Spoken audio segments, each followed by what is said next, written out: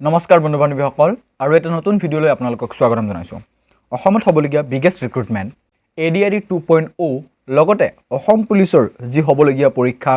অসমত পতা হ'ব তাৰ বাবে আমি কণ্টিনিউয়াছলি প্ৰিপাৰেচন কৰি গৈছোঁ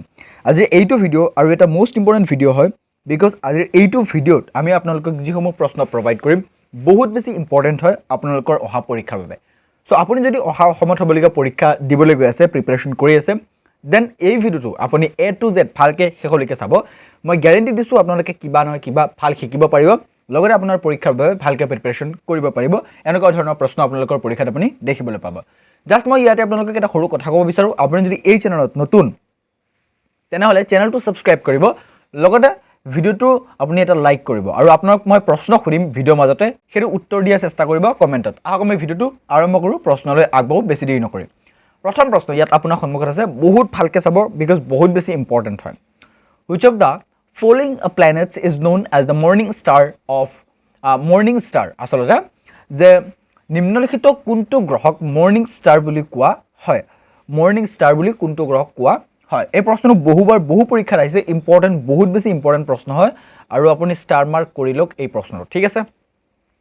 যে কোনটো গ্ৰহক মৰ্নিং ষ্টাৰ বুলি কোৱা হয় and the right answer will be option number B অৰ্থাৎ ভিনাছ অৰ্থাৎ শুক্ৰ গ্ৰহটোক মৰ্নিং ষ্টাৰ বুলি কোৱা হয় ইয়াত বন্ধু বান্ধৱীসকল আপোনালোকক মই প্ৰশ্ন খুদিব বিচাৰিছো বিকজ আপুনি প্ৰশ্নৰ উত্তৰ দি গৈ থাকিলেহে আপুনি ভালকে এটেনশন দিব পাৰিব so that the question for you যে ৰঙা গ্ৰহ বুলি কোনটো গ্ৰহক কোৱা হয় আপুনি আমাক কমেন্টত জনাওক যে লাল গ্ৰহ বা ৰঙা গ্ৰহ বুলি কোনটো গ্ৰহক কোৱা হয় ইয়াত ইম্পৰ্টেন্ট কেইটামান পইণ্ট আছে আপোনালোকে লক্ষ্য ৰাখিব যে নিজৰ পোহৰ থকা তৰাবোৰক নক্ষত্ৰ বুলি কোৱা হয় নক্ষত্ৰ বুলি কোনবোৰক কোৱা হয় প্ৰশ্ন আহিব পাৰে নিজৰ পোহৰ থকা তৰাবোৰক ঠিক আছে সূৰ্যৰ আটাইতকৈ ওচৰত থকা গ্ৰহটোৰ নাম হৈছে বুধ এটো মোষ্ট ইম্পৰ্টেন্ট এটা পইণ্ট হয় এটো আপোনালোকে ষ্টাৰ মাৰ্ক কৰি লওক যে সূৰ্যৰ আটাইতকৈ ওচৰত থকা গ্ৰহটোৰ নাম কি হেটো হৈছে বুধ গ্ৰহ আৰু আমি তাপ আৰু পোহৰ পোৱা নক্ষত্ৰৰ নাম হৈছে সূৰ্য এটো বহুত বেসিক হয় বাট দ্য মোষ্ট ইম্পৰ্টেন্ট ইজ যে নিম্নলিখিত কোনটো গ্ৰহক মৰ্নিং ষ্টাৰ বুলি কোৱা হয় which is Venus means শুক্ৰ আৰু সূৰ্যৰ আটাইতকৈ ওচৰত থকা গ্ৰহটোৰ নাম হৈছে বুধ সো এটো আপোনালোকে মনত ৰাখিব লগতে ৰঙা গ্ৰহ বুলি কোনটো গ্ৰহক কোৱা হয় আপুনি আমাক কমেন্টত এতিয়াই জনাওক নেক্সট প্ৰশ্নলৈ আমি আগবাঢ়ো বন্ধুবান্ধৱীসকল আমি প্ৰশ্নলৈ যোৱাৰ আগতে নেক্সট প্ৰশ্নলৈ যোৱাৰ আগতে আপোনালোকক এটা ইনফৰমেশ্যন দিব বিচাৰিছো যে আমি অসম পুলিচৰ বাবে এটা ই-বুক ক্ৰিয়েট কৰিছো যেটো বহুত বেছি স্পেশাল ই-বুক হয় এই ই-বুকৰ পৰা আপুনি 2023 আৰু 2024 ত আসলে যেটো 2024 ত অসম পুলিচৰ এক্সাম হ'বলৈ গৈ আছে তাৰ বাবে মোষ্ট ইম্পৰ্টেন্ট হয় সো এই ই-বুকটো আপুনি ল'ব পাৰে ইয়াত মোষ্ট ইম্পৰ্টেন্ট কোৱেশ্চন আমি ইনক্লুড কৰিছো ইয়াৰ বিষয়ে আপোনালোকৰ যিকোনো ধৰণৰ প্ৰশ্ন থাকিলে ইয়াত আমাৰ ইমেইল আৰু WhatsApp দিয়া আছে আপুনি তাত আমাক যোগাযোগ কৰিব পাৰে আমি তাৰ সলিউশন দিম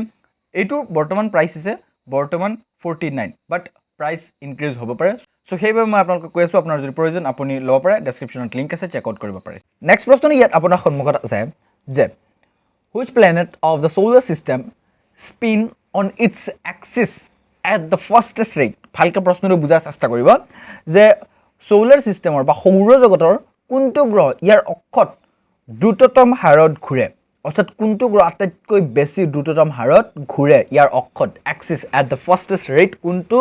গ্ৰহই আটাইতকৈ বেছি দ্ৰুততম হাৰত ঘূৰে আৰু ইয়াৰ শুদ্ধ উত্তৰ হ'ব অপচন নম্বৰ সি অৰ্থাৎ জুপিটাৰ বা বৃহস্পতি যাক আমি কওঁ অসমীয়াত বৃহস্পতি গ্ৰহটো ইয়াৰ অক্ষত দ্ৰুততম হাৰত ঘূৰে সো এটো মনত ৰাখিব ইম্পৰ্টেন্ট প্ৰশ্ন আপোনাৰ পৰীক্ষাত আহিব পাৰে আগলৈ আগবাঢ়ো আমি নেক্সট প্ৰশ্ন ইয়াত আছে and this question is also very important আপোনালোকে লক্ষ্য ৰাখিব যে which planet is known as the watery planet অৰ্থাৎ কোনটো গ্ৰহক watery planet বুলি কোৱা হয় watery planet বুলি কোনটো গ্ৰহ কোৱা হয় এটো বহুত বেছি ইম্পৰ্টেন্ট প্ৰশ্ন আপোনাৰ পৰীক্ষাত আহিব পাৰে which is option number B earth অৰ্থাৎ পৃথিৱী আমাৰ পৃথিৱীক watery planet বুলি কোৱা হয় so it's very important question for your upcoming exam which is আপোনাৰ ADRE 2.0 বা আপোনাৰ আসাম পুলিচৰ পৰীক্ষাৰ বাবে ইম্পৰ্টেন্ট সো আপোনালোকে ভালকে মনত ৰাখিব এটো বহুত বেছি ইম্পৰ্টেন্ট প্ৰশ্ন আপোনাৰ পৰীক্ষাত আহিব পাৰে 4 নম্বৰ প্ৰশ্ন ইয়াত আছে আপোনাৰ সন্মুখত যে which planet looks reddish in the night sky just মই আপোনালোকক খুৰিছো প্ৰশ্নটো হয়তো আপোনালোকে উত্তৰ দিছে বহুতে নিদিলে ইয়াত চাক প্ৰশ্ন আহি গৈছে যে নিহাৰ আকাশত কোনটো গ্ৰহ ৰঙা দেখা যায় বা ৰঙা দেখায় কোনটো গ্ৰহ ৰঙা দেখায় reddish in the night sky কোনটো গ্ৰহ ৰঙা দেখায় নিহাৰ আকাশত and হেতু হৈছে অপচন নম্বৰ বি অৰ্থাৎ মাৰ্স বা মঙ্গল গ্ৰহ এইটো নিহাৰ আকাশত ৰঙা গ্ৰহ হিচাপে দেখা যায় বা ৰঙা দেখা যায় সো মনত ৰাখিব মাৰ্চ গ্ৰহ নেক্সট প্ৰশ্ন ইয়াৰ আছে যে which of the following is the largest of the inner planets অৰ্থাৎ নিম্নলিখিত কোনটো অভ্যন্তৰীণ গ্ৰহবোৰৰ ভিতৰত আটাইতকৈ ডাঙৰ এটো বহুত বেছি ইম্পৰ্টেন্ট হয় ভালকে লক্ষ্য ৰাখক যে গ্ৰহবোৰক দুটা ভাগত ভাগ কৰা হয় এটা হৈছে অভ্যন্তৰীণ আৰু এটা হৈছে বাহ্যিক দুটা মনত ৰাখিব নিম্নলিখিত ইয়াত কৰিছে যে নিম্নলিখিত কোনটো অভ্যন্তৰীণ নিম্নলিখিত কোনটো গ্ৰহ অভ্যন্তৰীণ গ্ৰহবোৰৰ ভিতৰত ডাঙৰ সো কোনটো গ্ৰহ আৰু এই প্ৰশ্নৰ শুদ্ধ উত্তৰ হৈছে অপচন নম্বৰ ডি অৰ্থাৎ পৃথিৱী বা আৰ্থ হৈছে অভ্যন্তৰীণ গ্ৰহবোৰৰ ভিতৰত ডাঙৰ অভ্যন্তৰীণ গ্ৰহ কোনকেইটা কোৱা হয় ইয়াত আপোনালোকে চাওক যে অভ্যন্তৰীণ গ্ৰহ অৰ্থাৎ সূৰ্যৰ ওচৰত থকা গ্ৰহবোৰক অভ্যন্তৰীণ গ্ৰহ বুলি কোৱা হয় যেনে বুধ শুক্ৰ পৃথিৱী আৰু মংগল এই চাৰিটাৰ ভিতৰত কোনটো ডাঙৰ পৃথিৱীটো ডাঙৰ ইয়াত দিছে বাহ্যিক অৰ্থাৎ সূৰ্যৰ পৰা দূৰত্বত থকা গ্ৰহ বৃহস্পতি শনি ইউৰেনাছ আৰু নেপচুন এই চাৰিটা কি বুলি কোৱা হয় বাহ্যিক গ্ৰহ বুলি কোৱা হয় লগতে অভ্যন্তৰীণ গ্ৰহকেইটা কোনকেইটা আৰু বাহ্যিক গ্ৰহ কোনকেইটা ভালকে লক্ষ্য ৰাখিব বহুত বেছি ইম্পৰ্টেন্ট প্ৰশ্ন এটো আহে আপোনালোকৰ পৰীক্ষাত আপোনালোকে হয়তো দেখিব পাৰে নেক্সট প্ৰশ্ন ইয়াত আছে যে in 1610 Galileo Galilei discovered 4 moons of which planet most important হয় যে 1610 চনত Galileo কোন গ্ৰহৰ 4টা চন্দ্ৰ আৱিষ্কাৰ কৰিছিল আমাৰ পৃথিৱীৰ কেইটা চন্দ্ৰ এটা চন্দ্ৰ আৰু Galileo 1610 চনত কোনটো গ্ৰহৰ 4টা চন্দ্ৰ বুলি আৱিষ্কাৰ কৰিছিল সেইটো হৈছে অপচন নম্বৰ বি অৰ্থাৎ জুপিটাৰ বা বৃহস্পতি গ্ৰহটো 4টা সূৰ্য আছে বুলি Galileo 1610 চনত আৱিষ্কাৰ কৰিছিল কেতিয়া আৱিষ্কাৰ কৰিছিল এটো ইম্পৰ্টেন্ট হয় ভালকে মনত ৰাখিব নেক্সট আছে 8 নম্বৰ প্ৰশ্ন and which is in order of their distance from the sun which of the following planet lie between Mars and Uranus ভালকে লক্ষ্য ৰাখিব প্ৰশ্নটো কি সুধিছে যে সূৰ্যৰ পৰা দূৰত্বৰ ক্ৰমত নিম্নলিখিত কোনটো গ্ৰহ মংগল আৰু ইউৰেনাছৰ মাজত আছে মংগল গ্ৰহ আৰু ইউৰেনাছৰ মাজত কোনটো গ্ৰহ আছে সূৰ্যৰ পৰা দূৰত্বৰ ক্ৰমত এটো লক্ষ্য ৰাখিব এই পইণ্টটো আৰু ইয়াৰ শুদ্ধ উত্তৰটো অপচন নম্বৰ বি হ'ব অৰ্থাৎ জুপিটাৰ আৰু সেটাৰ্ন বা বৃহস্পতি আৰু শনি এই দুটা সূৰ্যৰ পৰা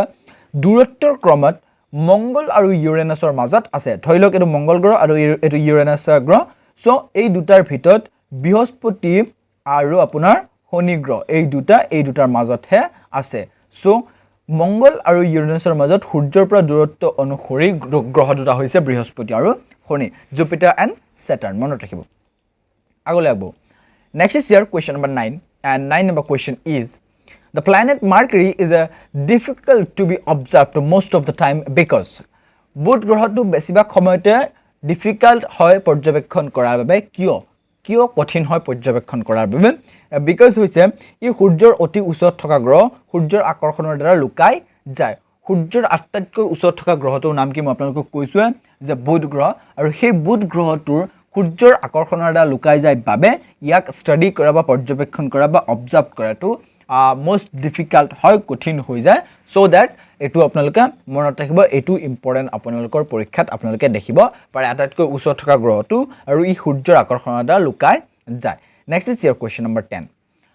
comets revolve around অৰ্থাৎ প্ৰশ্ন হৈছে ধূমকেতুবোৰ চাৰিওফালে ঘূৰি থাকে কোনটো কিহৰ চাৰিওফালে ঘূৰি থাকে ধূমকেতুবোৰ চাৰিওফালে ঘূৰি থাকে কিহৰ সূৰ্যৰ পৃথিৱীৰ শুক্ৰ নো সিঙ্গেল হেভেনলি বডি অৰ্থাৎ এই প্ৰশ্নটো হৈছে ধূমকেতুবোৰ চাৰিওফালে কিহৰ ঘূৰি থাকে আৰু আপোনালোকে যদি চাই তেনেহলে আপোনালোকে উত্তৰ দিব পাৰিব যে সূৰ্য বা চানৰ সূৰ্যৰ চাৰিওফালে ঘূৰি থাকে ধূমকেতুবোৰ সো এটো মনত ৰাখিব নেক্সট আমি আগলৈ আগব আৰু নেক্সট প্ৰশ্নটো চাও next is here question number 11 which two planets of the solar system have two satellite অৰ্থাৎ সৌৰজগতৰ কোন দুটা গ্ৰহত কোনো উপগ্ৰহ নাই has no satellite have no satellite actually 11 number question is which two planets of the solar system have no satellites অৰ্থাৎ সৌৰজগতৰ কোন দুটা গ্ৰহত কোনো উপগ্ৰহ নাই আমাৰ পৃথিৱীৰ উপগ্ৰহটোৰ নাম হৈছে চন্দ্ৰ সো এটা উপগ্ৰহ আছে আমি জানো ইয়াত কৰিছে যে have no satellite কোন দুটা গ্ৰহৰ কোনো স্যাটেলাইট নাই বা কোনো উপগ্ৰহ নাই and which is option number A বুধ আৰু শুক্ৰ এই দুটা গ্ৰহৰ কোনো স্যাটেলাইট নাই ঠিক আছে কোনো উপগ্ৰহ নাই আগলৈ আগবহু next is here next question আছে যে 12 নম্বৰ প্ৰশ্ন the planet having 13 moon is অৰ্থাৎ 13টা চন্দ্ৰ থকা গ্ৰহটো কোনটো 13টা চন্দ্ৰ আছে এটা গ্ৰহত হেৰু গ্ৰহটো কোনটো হেৰু হৈছে অপচন নম্বৰ ডি অৰ্থাৎ নেপচুন নেপচুন গ্ৰহটোত 13টা চন্দ্ৰ আছে বুলি ষ্টাডি কৰা হৈছে সো 13 মুন থকা গ্ৰহটো বা 13টা চন্দ্ৰ থকা গ্ৰহটো হৈছে নেপচুন এটো মনত ৰাখিব আগলৈ আগবঢ়ো আমি আৰু নেক্সট প্ৰশ্নটো চাম নেক্সট প্ৰশ্নটো ইয়াত আপোনাৰ সন্মুখত আছে the hottest planet is অৰ্থাৎ আটাইতকৈ গৰম গ্ৰহটো কোনটো হয় কোনটো হ'ব আপোনালোকে চাওক আসলতে আটাইতকৈ গৰম গ্ৰহটো হৈছে অপচন নম্বৰ বি অৰ্থাৎ শুক্ৰ ভিনাছ গ্ৰহটো আটাইতকৈ গৰম গ্ৰহ বুলি কোৱা হয় so the hottest planet is Venus আমি আগলৈ আগবঢ়ো next question so next is here question number 15 and 15 number question is which of the following is the brightest planet আটাইতকৈ উজ্জ্বল গ্ৰহ কোনটো পৃথিৱীৰ পৃথিৱীৰ সৌৰজগতৰ আটাইতকৈ উজ্জ্বল গ্ৰহ কোনটো হেতু হৈছে অপচন নম্বৰ বি অৰ্থাৎ শুক্ৰ গ্ৰহ আটাইতকৈ গৰম আৰু আটাইতকৈ উজ্জ্বল গ্ৰহটো হৈছে শুক্ৰ গ্ৰহ এটো আপোনালোকে মনত ৰাখিব আগলৈ আগবঢ়ো আমি আৰু নেক্সট প্ৰশ্নটো লক্ষ্য কৰো নেক্সট প্ৰশ্ন ইয়াত আপোনাৰ সন্মুখত আছে যে 16 নম্বৰ প্ৰশ্ন যে which of the planet is the nearest to the earth অৰ্থাৎ তলত দিয়া কোনটো গ্ৰহ পৃথিৱীৰ নিকটতম which of the planet is nearest to the earth and which is option number b অৰ্থাৎ শুক্ৰ বা ভিনাছ গ্ৰহটো আটাইতকৈ পৃথিৱীৰ ওচৰত থকা গ্ৰহ সো এটো মনত ৰাখিব Venus is the right answer 17 number question is which planet is known as the earth's twin অৰ্থাৎ কোন গ্ৰহটোক পৃথিৱীৰ যমজ বুলি কোৱা হয় আৰ্থ টুইন বুলি কোৱা হয় কোনটো গ্ৰহক হেতু হৈছে অপচন নম্বৰ এ অৰ্থাৎ মঙ্গল শুক্ৰ গ্ৰহটোক বা ভিনাছ গ্ৰহটোক পৃথিৱীৰ যমজ বুলি কোৱা হয় so the right answer will be option number a next is your question number 18 and 18 number question is which one of the following planets takes the same number of days for rotation and revolution অৰ্থাৎ নিম্নলিখিত কোনটো গ্ৰহত ঘূৰ্ণন আৰু বিপ্লৱৰ বাবে একে সংখ্যক দিন লাগে ৰোটেশন আৰু ৰিভলিউশনৰ বাবে কোনটো গ্ৰহত আৰু হেতু হৈছে অপচন নম্বৰ বি অৰ্থাৎ ভিনাছ বা শুক্ৰ গ্ৰহ এটো মনত ৰাখিব এটো ইম্পৰ্টেন্ট আপোনাৰ পৰীক্ষাত আপুনি দেখিব পাৰে আগলৈ আগবঢ়ো আমি next is 19 number question and 19 number question is on which of the following planets of the solar system does the sun rise in the west and set in the east অৰ্থাৎ সৌৰজগতৰ নিম্নলিখিত কোনটো গ্ৰহত পশ্চিমত সূৰ্য উদয় হয় আৰু পূবত এটো মাৰ যায় মনত ৰাখিব এটো বহুত বেছি ইম্পৰ্টেন্ট হয় আমাৰ পৃথিৱীত কোনফালে সূৰ্য উদয় হয় পূব ফালে সূৰ্য উদয় হয় আৰু পশ্চিম ফালে মাৰ যায় ইয়াৰ কৰিছে যে কোনটো গ্ৰহত পশ্চিমত সূৰ্য উদয় হয় আৰু পূবত মাৰ যায় সো এই প্ৰশ্নটো বহুত বেছি ইম্পৰ্টেন্ট হয় and the right answer will be option number a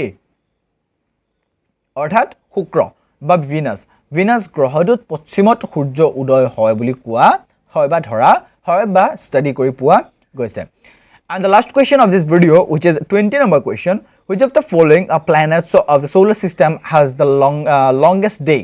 অৰ্থাৎ নিম্নলিখিত কোনটো গ্ৰহ সৌৰজগতৰ আটাইতকৈ দীঘল দিন আছে কোনটো গ্ৰহত আটাইতকৈ দীঘল দিন আছে সৌৰজগতৰ আৰু হেতু হৈছে অপচন নম্বৰ সি অৰ্থাৎ শুক্ৰ গ্ৰহ এটো মনত ৰাখিব ভিনাছ বা শুক্ৰ গ্ৰহত আটাইতকৈ দীঘল দিন আছে বুলি কোৱা হয় planet of the solar system has the longest day which is Venus মনত ৰাখিব এটো ইম্পৰ্টেন্ট প্ৰশ্ন আপোনাৰ পৰীক্ষাত আহিব পাৰে সো বন্ধুবান্ধৱীসকল আজি এইটো ভিডিও আমি ইয়াতে সমাপ্ত কৰিব বিচাৰিছো বিকজ বহুত ইম্পৰ্টেন্ট আমি প্ৰশ্ন আপোনালোকক প্ৰভাইড কৰিছো এণ্ড ভিডিওটো এনে দীঘল হৈ আছে হয়তো আপোনালোকক বৰিং হৈ আছে যদি ইয়াতকে আৰু দীঘল ভিডিও আপোনালোকে বিচাৰে দেন নিশ্চয় এতিয়াই কমেন্ট কৰক আৰু ইয়াত কমেন্ট কৰিলে আমি গম পাম আপুনি এনেকুৱা কমেন্ট কৰিব পাৰে যে হয় আমি বিচাৰো বুলি বা ইয়েস বুলি লিখিব পাৰে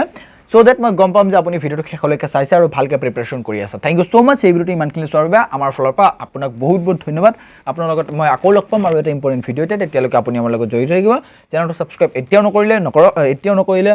সাবস্ক্ৰাইব কৰি লওক লগতে ভিডিওটো লাইক কৰক ধন্যবাদ আকৌ জয় অসম